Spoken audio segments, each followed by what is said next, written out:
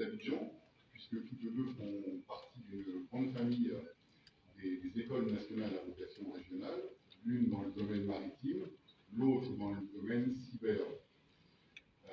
C'est un label donc créé par la DCSD, dont je vous ai parlé à l'instant. Et même si tout ce que nous œuvrons au continent, de leur population et de leurs économies locales.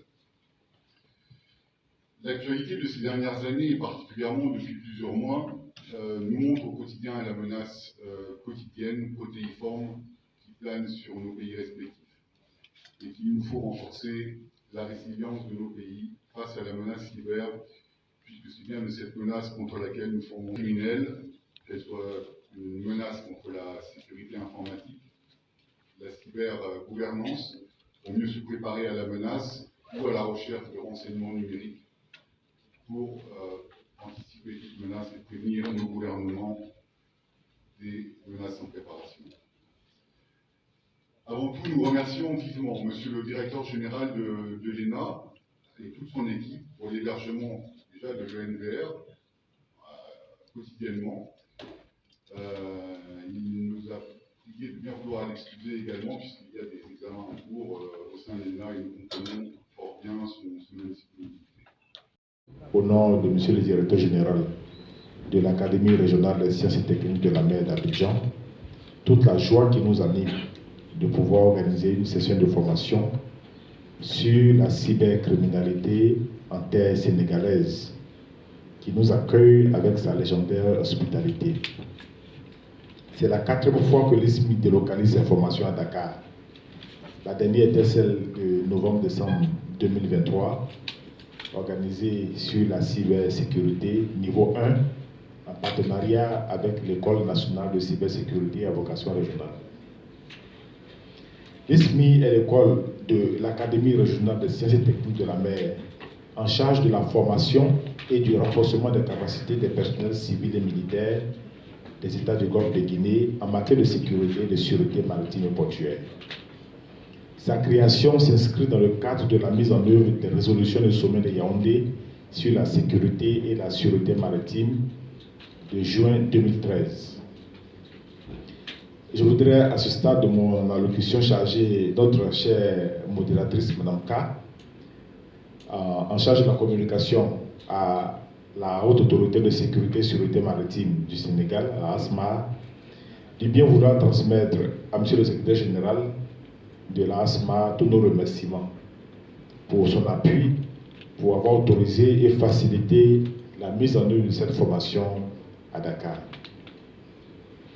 Il me plaît également de traduire tous nos remerciements à M. le directeur général de l'INVS Cybersécurité pour le bon accueil qu'il nous réserve au sein de cette prestigieuse institution.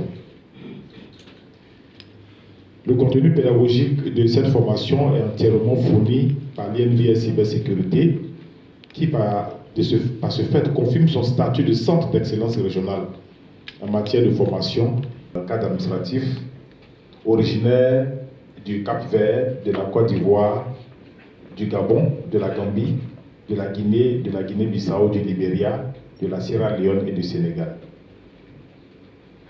Les auditeurs ici présents ont été rigoureusement sélectionnés pour cette session 2, cette session approfondie, à partir de contingents ayant initialement pris part à la session initiale qui avait eu lieu du 27 novembre au 1er décembre 2023.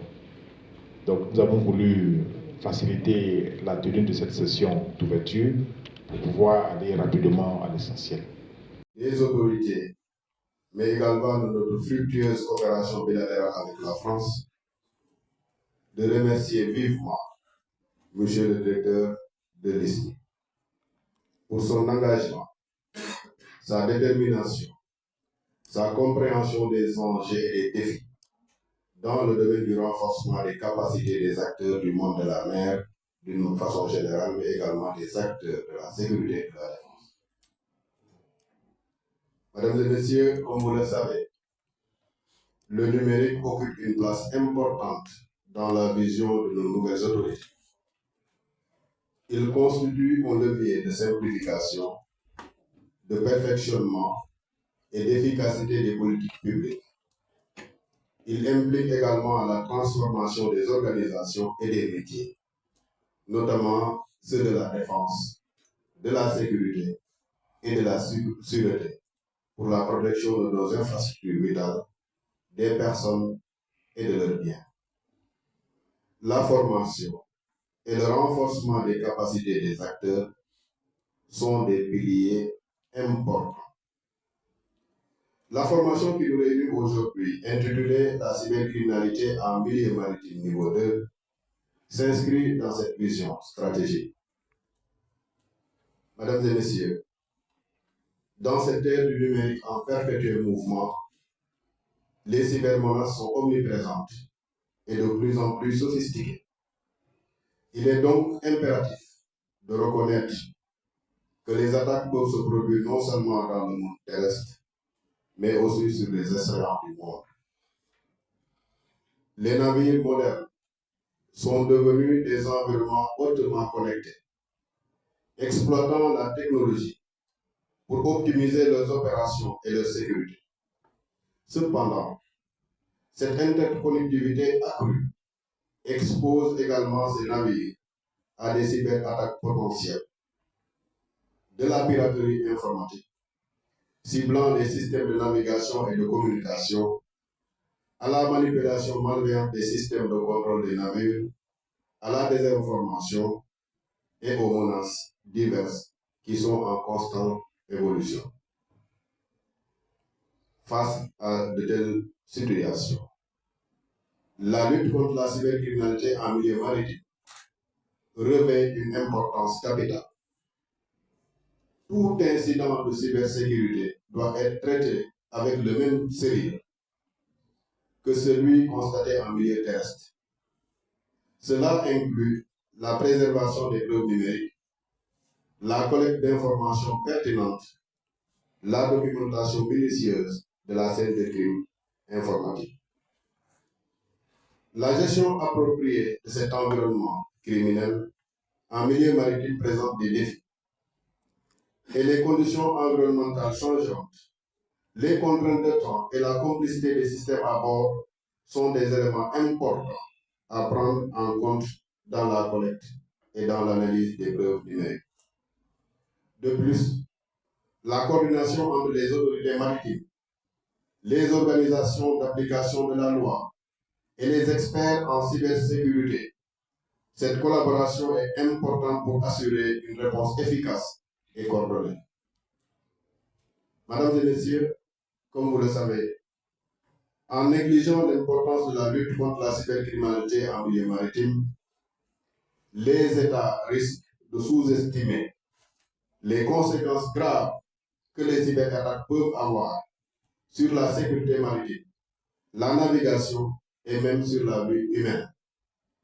Il est donc impératif que nos États s'investissent dans des ressources humaines de qualité et dans le renforcement des capacités pour détecter, prévenir et répondre par la répression, le cas échéant, aux auteurs des actes de malveillance dans ce monde maritime très stratégique.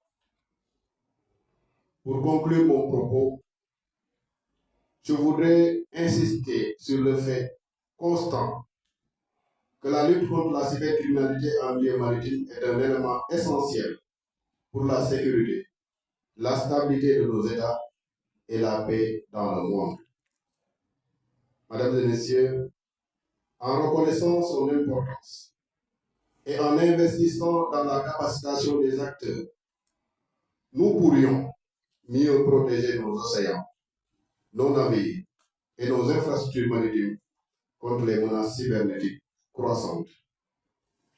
En souhaitant que les échanges qui interviendront durant cette formation auront une valeur ajoutée certaine dans le savoir-faire des participants, je déclare ouverte cette session de formation sur la lutte contre la cybercriminalité en milieu maritime, niveau 2, et je vous remercie de votre aimable attention.